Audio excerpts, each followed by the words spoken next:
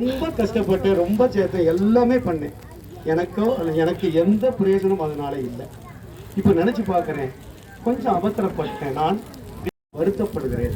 நம்ம நிறைய பேர் அப்படித்தான், நிறைய பேர் இந்த என்னத்தை வாழ்ந்து என்ன பண்ணேன், பிள்ளைகளாவது நல்லா இருக்கட்டும், பிள்ளைகளாவது நல்லா இருக்கட்டும் சொல்லி நம்ம வாழ்க்கையை நம்ம இழந்துடக்கூடாது. அப்படின்னா என்ன, அதாவது சுயநலமாக இருப்பது என்பது அர்த்தமல்ல. வாழ்கிற போது மகிழ்ச்சியாக வாழ வேண்டும். வாழ்வது ஒரே ஒரு முறை, வாழ்த்தட்டும் தலைமுறைன்றாங்க. இந்த உலகத்தில் வாழ்க்கை அந்த ஒரு வாழ்க்கை தான்.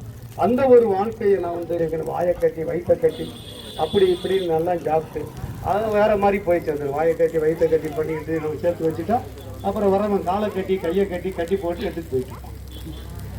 ஆகவே அன்புக்குரியவர்களே, கடவுள் நமக்கு இந்த உலகம் என்பது ஒரு நாடக மேடை நமக்கு கொடுத்திருக்கிறான். இதில் நாம் அப்படியே இருந்து கொண்டிருக்கிறோம்.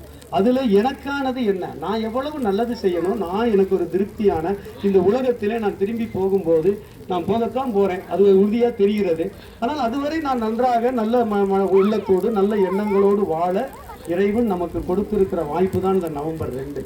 அவங்கள நினைச்சு பார்க்குறோம், நம்மளையே நினைச்சு பார்க்குறோம். எப்படி சந்தோஷமா மற்றவங்களோட இருக்க முடியும் என்பதற்கு நாம் இந்த வாழ்க்கையை நல்ல விதமாக பயன்படுத்தி கொள்வோம். ஆமாம்.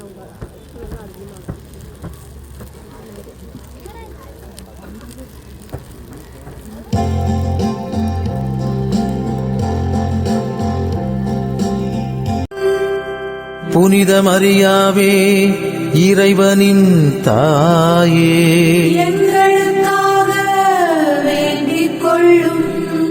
இறைவனின் எல்லா புனிதர்களே, புனிதையரே, எங்களுக்காக வேண்டிக் கொள்ளுங்கள்.